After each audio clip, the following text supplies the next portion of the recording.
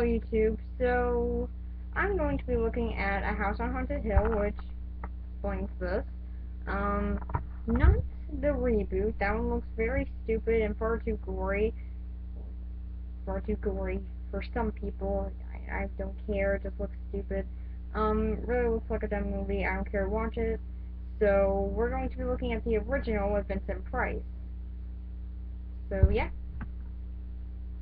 here we go, onto the story. So the story is that Vincent Price's character, Frederick Loren, or at least that's who I think that he's playing here, although the movie starts off with him saying, "Hello, this is Vincent Price, I've come to invite you to a party," but then for the rest of the movie no one calls him Vincent Price, they just call him Frederick Loren, so kind of makes no sense there as to why they would call him Frederick Loren if at the beginning they called him Vincent Price. Maybe Vincent Price just came on set and that wasn't something that he was supposed to do. He just really wanted to do that scene. I don't know. So Frederick Loren offers 5 guests a chance to come into this haunted house, or at least the supposedly haunted house, and spend the night there. If they stay there, then they get $1,000. I think it was 1,000. Might have been 1,000,000. I don't. The reboot made it 1,000,000, but I can't remember if this one made it 1,000. Or 1,000,000. Pretty sure it was 1,000, seeing which decade it was made in the 50s. So I'm pretty sure 1,000 back then was way more than it counts for now. Although 1,000 is still a whole lot of money. So, of course, everyone views it as, we can get money. So they all go. And apparently the party is not the idea of Vincent Price. I would have thought that Vincent Price would not have thought of this. I mean, really, I'm pretty sure that Vincent Price in real life would actually do something like this. But it is thrown by his wife, Annabelle Loren, who, for some odd reason, doesn't want to stay to see how her party goes. Yeah, she throws the party, she gives him the idea to have the party, but then when it comes to the actual night of the party, she wants to leave. Kind of hypocritical there, but okay. And so they invite Lance Schroeder, who I'll talk about later. Again, I will talk about all these characters later in this character part. Winston Pritchard, I think I said that right. He is the person who owns the house, although for some odd reason is terrified of the house, yet never thought of selling it. Yeah, the guy's paranoid about this house, he's terrified of it, yet never had the idea, maybe I could sell it to someone. Or maybe if I'm so afraid of it, maybe I can just destroy the house. Nah, that'd be too logical.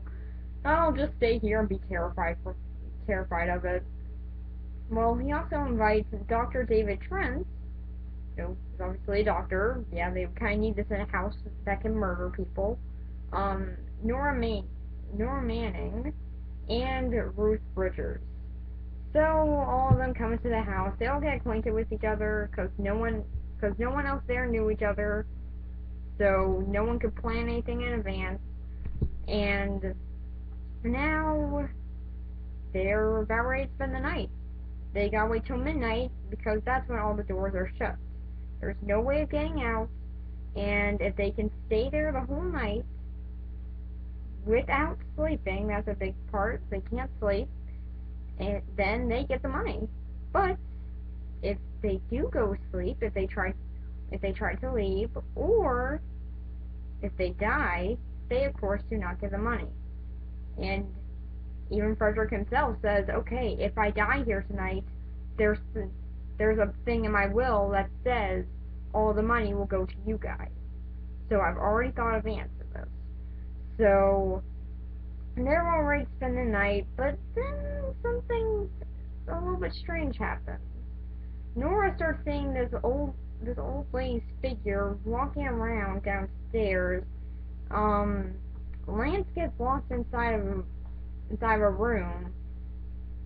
Nora sees the old lady again. Then she finds the head of the old lady inside of a box. And it's in the story that was told to them about all these ghosts is that they were all their bodies were found, but their heads were unattached. Well, apparently she found one of the heads, and that starts getting her a bit paranoid and wanting to leave, along with Annabelle. So they're both about ready to leave, but da-da-da, the door's locked. So now they're all trapped in there, whether or not they want to. So they decide, well, we might as well do something. Here's a party favor, and those party favors are in fact guns inside of tiny little coffins. So, now what are they going to do? Nothing with the guns. Yeah, they really do nothing with them. They just have them. They don't even use them. They don't even threaten to shoot anyone with it. They just have them. But then tensions are starting to rise a little bit more as we see Annabelle's been hung. Could be a suicide or anything. Why? Because there was no place for her to jump. So they all assume, of course, that someone did it. But they have no idea who. So they all decide, okay, let's all go inside of our rooms, and then whoever comes out of their room, then we'll know that's the person killing, because they're going to go and try to strike again or cover their tracks in some way. But this doesn't really make any sense, seeing as, I don't know, someone might have to use the bathroom. I mean, did they ever think of that? Is there even a bathroom in this house? I mean, someone would have to use the bathroom at one point, right?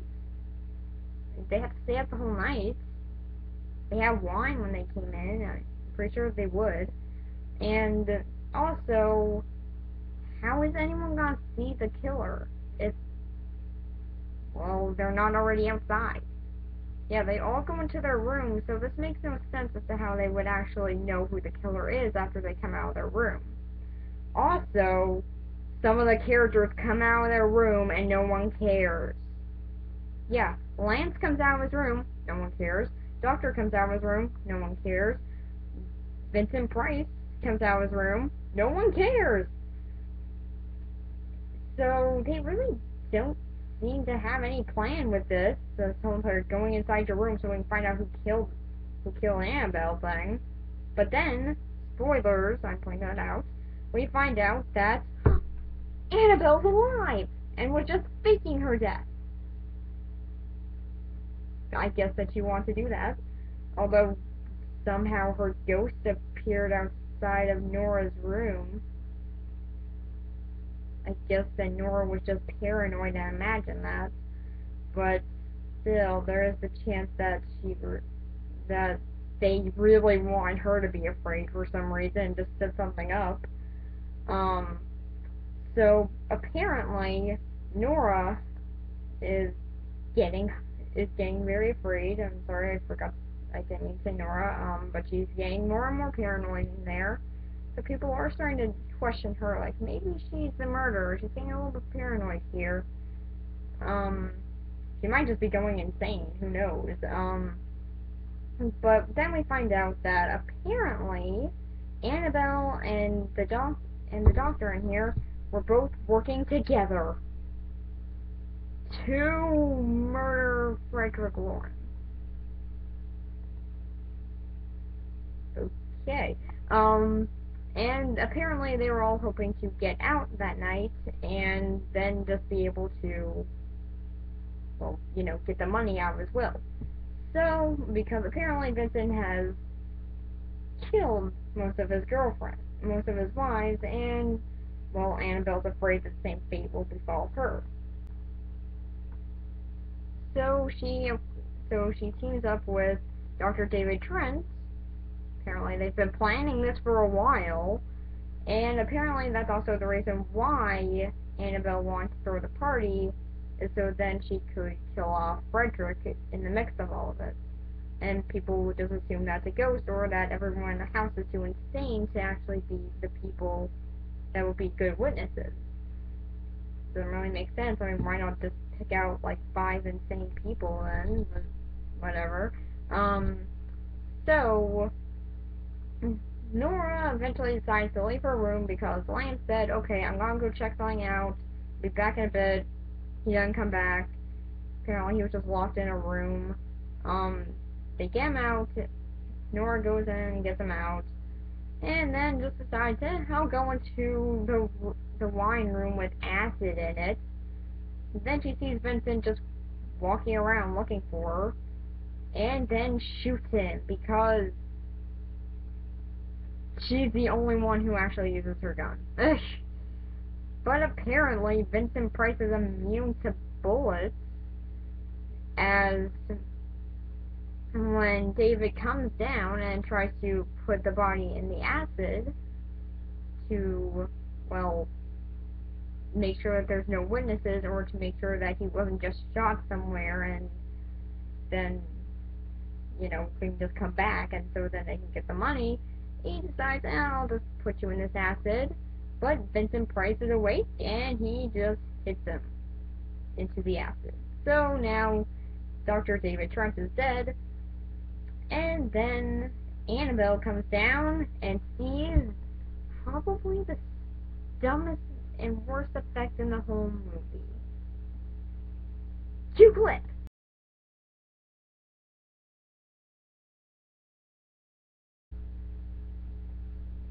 That looks so fake. But the weird thing is that this could be easily avoided. I mean, the thing is clearly trying to push her into the pool of acid right behind her because she won't get away from the edge. But the thing is, she could just walk away. Yeah, I mean, the doors are shut in, but she can just walk to the side, go over to the wheel that can close the pool of acid that you could die in, and then just turn it around, and then you can survive. Then the skeleton will have nothing to push you into, and then you won't have to die. But no! Logic has no reasoning in this scene, so she just gets pushed into the acid because she stupidly just stood there screaming at the thing. Because that'll stop it. Yeah. Scream harder! You'll get to stop eventually. But of course she dies, and all the characters come running downstairs because they need to see what happened, I guess, and see that this effect was in fact Frederick actually using it. Yeah, he had this whole entire pulley system set up in here because he already knew their plan, and I guess had a pulley system and a big skeleton on standby just in case if he needed that. Yeah, he didn't know about their plan until the night that they actually stay at the house, so how did he actually know that this was their idea? I mean, why did he have that pulley system and the skeleton? Did he just want to punk around with people and just sort of have the skeleton moving around the house? I guess so, because there's no real explanation, but maybe he knew about this early and just didn't tell us. And he says that that was his best way of covering up his tracks, even though he has a lot of people right in that room who he just told his whole plan to. A lot of eyewitnesses there. And then we leave off with the insane Watson saying, "It's not over. There are 2 more ghosts in here now. They're going to get revenge. We're all going to die." And then the door was open, apparently. They just didn't notice that. Yeah. The ghost just opened up the door. Why? So then people could get out, I guess. I mean, we find out that the door was closed earlier, so that the door was closed shut, that's why they couldn't leave, so now that the door is open, why not just go and leave? But apparently they can't because the ghosts close it while laughing.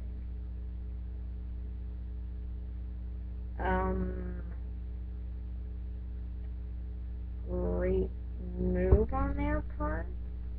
I mean, why even have the door open? What was the point of having the door open if you're just gonna close it?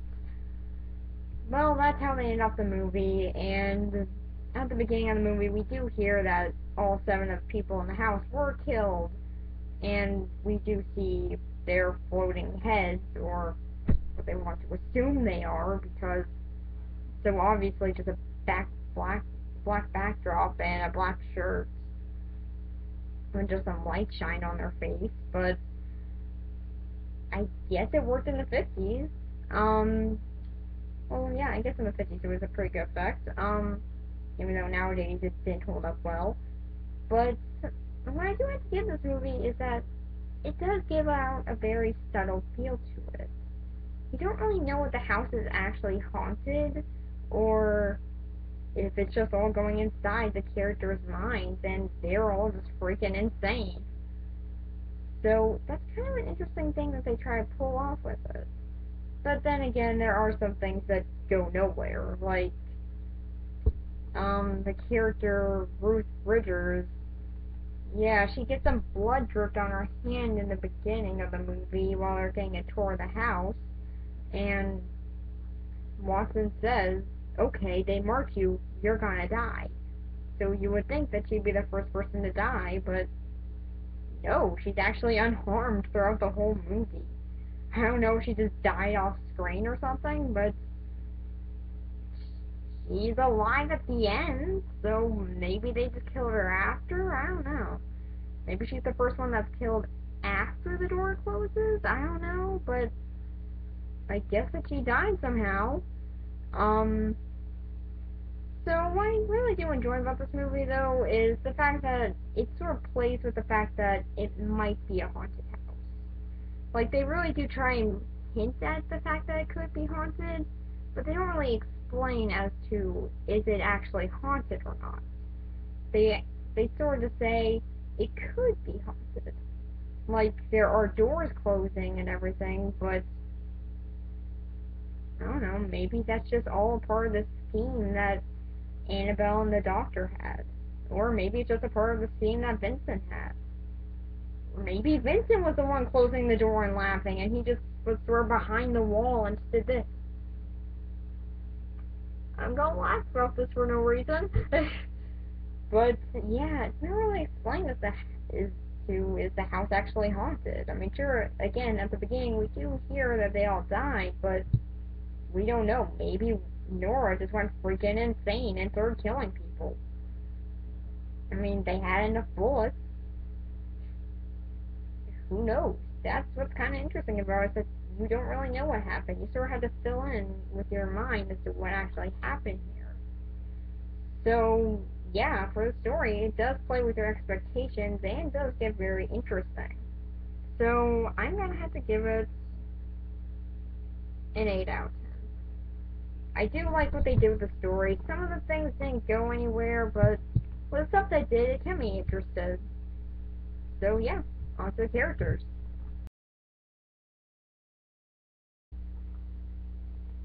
So for the characters, let's start off with the main one, and probably my favorite, Frederick Loren, who, oh my gosh, Vincent Price is such a good actor. I mean, I know he was actually a Shakespeareanly trained actor, and he didn't want to go into horror movies, but God, he fits horror movies. Horror movies just, he, he, he was great in them. He's great in horror movies. He was taken far too soon. But he actually does play a very good role here, sort of playing it up like himself, I think. I mean, I don't know, I never knew him, but this sort of seems like how he would be. He's very sophisticated throughout the film, and he really does keep you guessing and wondering, is he a killer, or is he just an innocent pawn? we don't really know, and we don't really ever find out. In the end, he says that it's more of a defense that he killed Annabelle, but then again, he still killed Annabelle. He still killed a person. But he was just doing it because they had plans to kill him. So if they found out that he was still alive, then they would probably just try again. So yeah, we still don't know at the end, is he just a killer, or is he again just an innocent pawn?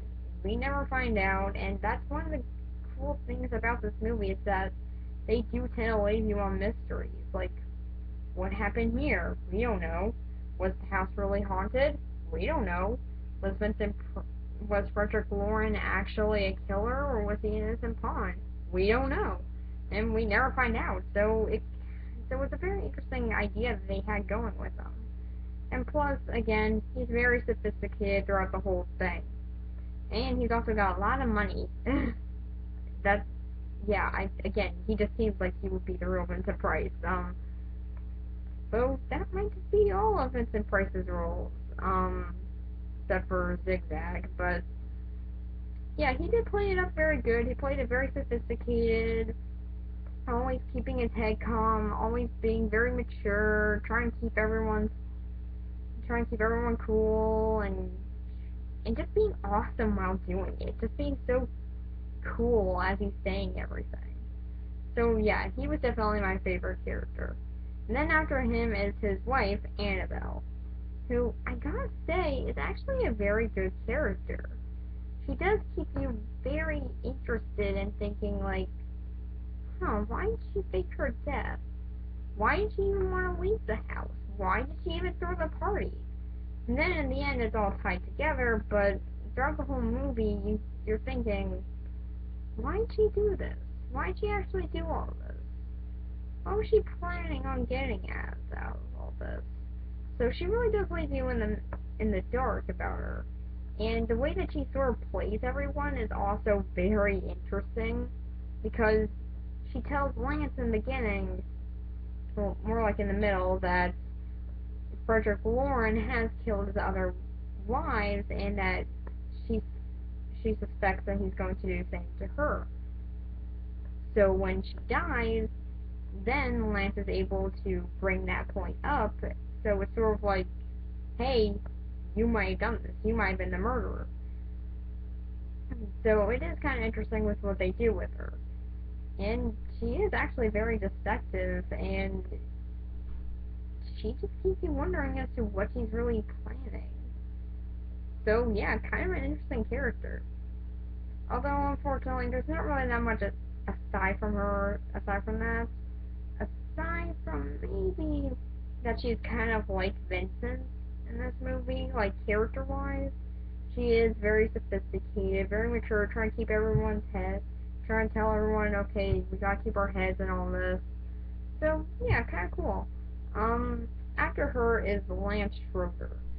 Now, this character is so bland. There's hardly any character to him. There's not that much that comes out of him.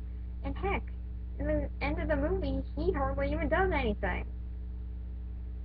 But he is still kind of a good character in how he does feel concerned for everyone who's either going paranoid or anyone who died. He's more interested in finding out why they died and what caused this than what was actually the reasoning for them being killed.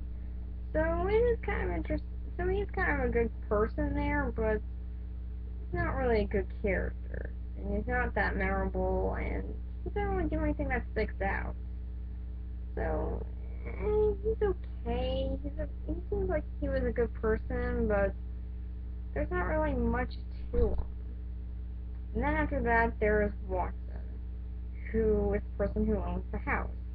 And apparently his brother has been killed in the house, but his head, like all the other victims in the house, was never found. So, he of course has reasons to hate the house. Again, that makes me wonder, why not just sell the house or destroy it?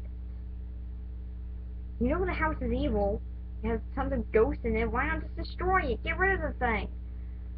But no, he decides to stay there, continue owning it, and not ask anyone to destroy it.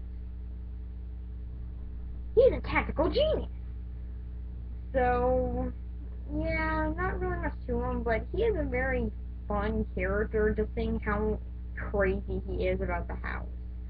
Like, he knows, okay, this house is crazy, everything that happens here, I don't want anything to do with that, I don't want anything to do with the murders that happen here, but I'm still gonna own it. I mean, he's really funny in his portrayal.